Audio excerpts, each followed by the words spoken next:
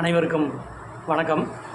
இது நம்ம ஊரில் கல்லங்காட்டில் வர சிப்காட் சம்மந்தமான 3வது பதிவு. இது நம்ம ஏற்கனவே 2வது பதிவில் வஞ்சிநகரம் பஞ்சாயத்துலேருந்து 150க்கும் மேற்பட்ட ஏக்கர் நிலத்தை நம்ம வழங்குகிறோம். ஆனால் எந்த விதமான சிப்காட் சம்மந்தப்பட்ட நலத்திட்டங்களும் நம்ம பஞ்சாயத்துக்கு வரல அப்படிங்கிறத நான் குறிப்பிட்டு சொல்லியிருந்தேன். ஏன்னா அந்த சிப்காடோட பிரதான நுழைவாயிலாகட்டும், பிரதான வந்து போகிற சாலையாகட்டும் எல்லாமே பார்த்திங்கன்னா கச்சிராயம்பட்டி அந்த வழியாக வந்துட்டுதேன் நம்ம அதை ஏற்பாடு பண்ணுறாங்க. வஞ்சி நேரத்தில் எந்த விதமான நமக்கு காம்பவுண்ட் அந்த ஃபென்ஸ் பண்ணுவாங்க, அதை தவிர்த்து நமக்கு எதுவுமே கிடையாது.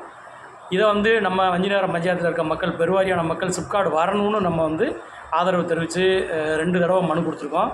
ஆனால் நமக்கு எந்த விதமான நலத்திட்டங்களும் இல்லை. அப்படிங்கிற பட்சத்தில் கட்டாயமாக நம்ம அதை எதிர்த்து கேள்வி கேட்கணும், அதுக்கு தேவையான நடவடிக்கைகளை நம்ம செய்யணும். அந்த அடிப்படையில் இப்போ நம்ம ஒரு மனு எழுதி எல்லா கிராமங்களுக்கும் அனுப்பிச்சிருக்கோம்.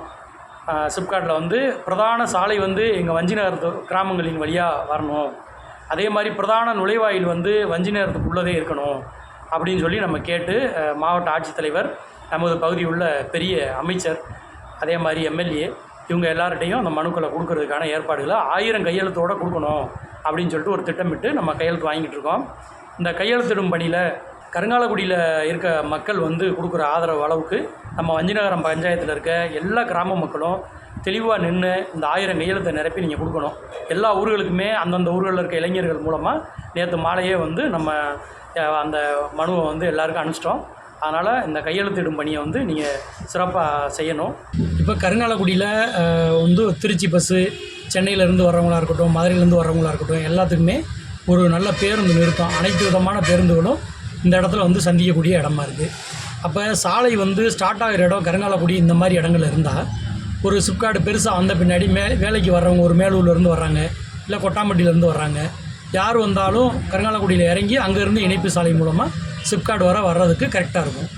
எந்த கணக்குமே இல்லாமல் இந்த மாதிரி ஒரு திட்டம் இல்லாமல் கச்சிராயம்பட்டிலேருந்து சாலை போட்டால் எப்படி வருவாங்க, இந்த சாலை எதுக்காக போடுறாங்கன்னே தெரியாமல் இது போட்டுக்கிட்டு இருக்காங்க. இது மக்களுக்கு எந்த வழியாக போனால் பயன்படுமோ அந்த சாலையை நம்ம சண்டை போட்டுனாலும் வாங்கணும்.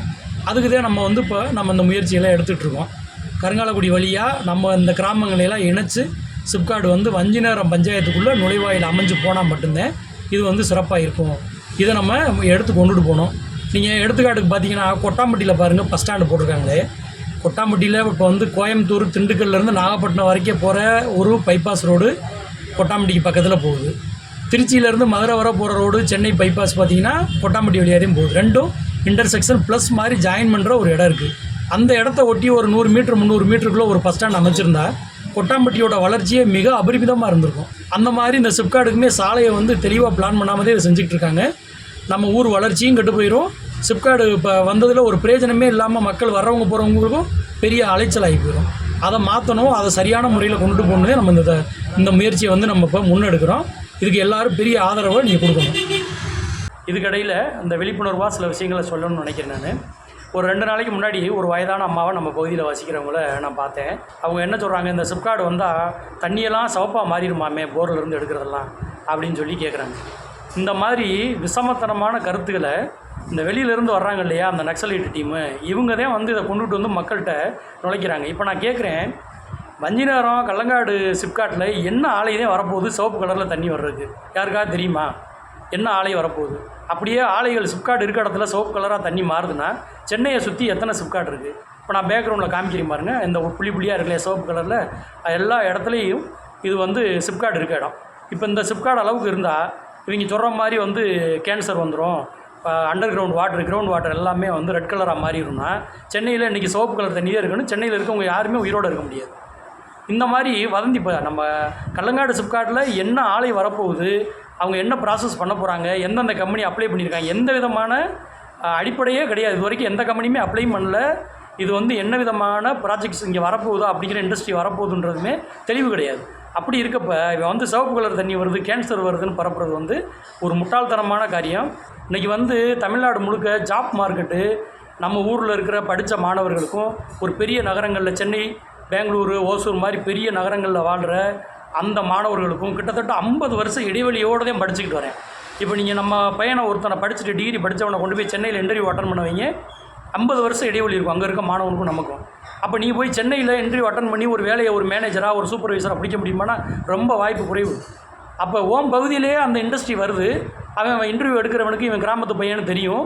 நம்மளை வந்து எந்த இடத்துல பொருத்தலான்னு சொல்லிட்டு அவங்ககிட்ட ஹெச்ஆர்டி இருக்கும், ஹியூமன் ரிசோர்ஸ் டிபார்ட்மெண்ட் வச்சுருப்பாங்க.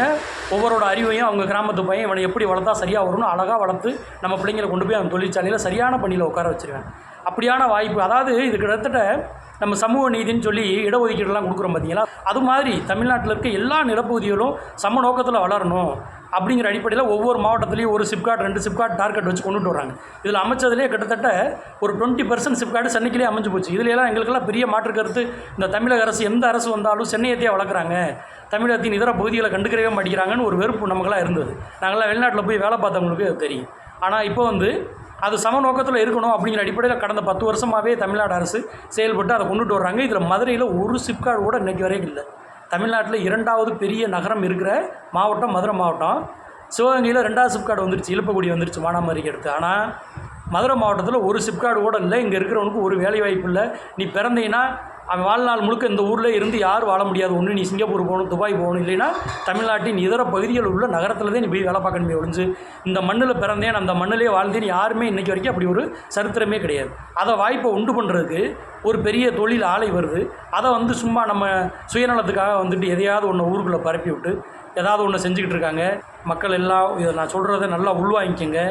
பெரிய விஷயம் நம்ம ஊருக்கு வர்றது, நம்ம பிள்ளை வம்சாவளி எல்லாம் வந்து நல்லா பொழைச்சிக்குவாங்க. என்ன இண்டஸ்ட்ரி வருதுன்னு இது வரைக்கும் தெரியல. தவறாக வருதா, நம்ம அதுக்கு ஒரு குழு போட போகிறோம். நம்ம கிராமத்தில் இருக்க மக்களை வச்சு குழு போடுறோம். அந்த குழு வந்து கண்காணிக்கும். நம்ம ஊரையோ நம்ம நிலத்தையோ நம்ம மக்களையோ பாதிக்கிற மாதிரி ஏதாவது ஒரு ஆலை வருது, 100 ஆலை வரும், அதில் ஒன்றும் சரியாக வரலையா நம்ம எல்லோரும் சேர்ந்து போராட்டி வெளியில் விரட்டிடுவோம். இதுதான் வந்து அறிவான பார்வை. இது வந்து அந்த ஊரில் டெக்ஸ்டைல் வச்சுருக்கவே லெதர் வச்சுருக்கவே இல்லை, தண்ணி வரதான் செய்யும். சாய கழிவு வராமல் இருக்குமா? நம்ம ஊரில் டெக்ஸ்டைல் வருதா, லெதர் வருதா, மெட்டல் ஃபேப்ரிகேஷன் வருதா, என்ன வருதுன்னே தெரியாமல் நீ பாட்டில் எதையா ஒன்று சொல்லி போராடிக்கிட்டு இருக்கீங்களே, எப்படி சரியாக வரும்? ஒரு படித்தவன் இருக்க ஊராக இருந்தால் என்ன செய்வேன்? தொழிற்சாலை வருது, என்னப்பா வருது என்னன்னு தெரியலை, சரி வரட்டும், வந்தவொடனே நம்ம ஊருக்கு நல்லதா கெட்டதான்னு பார்ப்போம், கெட்டதாக இருக்கிறத எதிர்த்து போராடுவோம், நல்லது வரட்டும், எல்லோரும் வேலை பார்த்து நல்லா பொழைச்சிக்கட்டும் அப்படின்னு நினைக்கிறதே அறிவான சமுதாயம். கால மாற்றம், அறிவியல் வளர்ச்சி எங்கே போயிட்டுருக்கு, எதையுமே உள்வாங்காமல் நம்ம ஒரு கருத்தை சொல்லிக்கிட்டு ஊருக்குள்ளே ஒன்று பரப்பிக்கிட்டு தெரிஞ்சால் எப்படி சரியாக வருவது? இதெல்லாம் வந்து மக்கள் நல்லா உணர்ந்துக்கிறணும். எதையாவது பரப்புகிறாங்கன்னா என்னப்பா தொழிற்சாலை வருது, என்ன கழிவு வரப்போகுது, எதுக்குப்பா நீ மட்டும் ஆக்ரோஷமாக போராடுறீங்க, நீங்கள்லாம் எந்த ஊருப்பா, உங்களுக்கு என்னப்பா வேணும்னு கேளுங்க. என்ன தொழிற்சாலை வருது, என்ன கழிவு வருது, என்ன பண்ண போகிறாங்க இங்கே கல்லங்காட்டில், இதை கேட்கணும்ல. சிப்காட்னாவே கழிவு வரும்னு அவன் சொன்னான்னா, நீ சிப்காட்னா தொழில் பூங்கா, அது 100% 100 விதமான தொழில்கள் வரும். அதில் ஒன்றில் வந்து தவறாக இருக்கும், ஒன்றில் நல்லா இருக்கும். அது என்னென்னு பார்த்து அதுக்கு தகுந்த மாதிரி போராடுவியா? எனக்கு சிப்காடே வேணாண்டா, அப்போ நோக்கம் என்ன? அந்த 5 ஏக்கர் 10 ஏக்கரை காப்பாற்றுறதுக்கு இந்த அப்பாவி இந்த வயசானவன் அந்த அம்மா பேசிட்டு அந்த அம்மா வீட்டிலே 2 பேர் இருக்கேன் வேலை கிடைக்காம, நீ வந்து போராடிட்டு 5 ஏக்கரை எடுத்துகிட்டு போயிடுவ, அந்த ஊர் கெட்டு போயிடாதா? மக்கள் எல்லாம் புரிஞ்சு இப்போ நம்ம கொடுத்து விட்ற ஃபார்மில் நம்ம வஞ்சிநேர வழியாக சாலையை ஏற்படுத்தி நம்ம ஊர் மிகப்பெரிய பிரம்மாண்ட வளர்ச்சியில் அந்த பங்கை நம்ம எடுக்கணும். வளர்ச்சி வளருதுன்னா நம்ம ஊருக்கே நம்ம நிலத்தையும் கொடுத்துட்டு நம்ம ஊருக்கு வளராமல் எங்கேயோ போயிட்டு இருக்கிறத நம்ம ஏற்றுக்கிற முடியாது. அதனால் நாட்டார்மங்கலத்திலேருந்து வஞ்சிநேரம் வரைக்கும் உள்ள அனைத்து கிராம மக்களும் உங்களோட ஃபார்ம் வரலைனாலும் கூப்பிட்டு கேட்டு வாங்கி கையெழுத்தை போடுங்க. இந்த வாய்ப்பை விட்டால் இந்த கிராமம் இப்படியே இருக்கும்.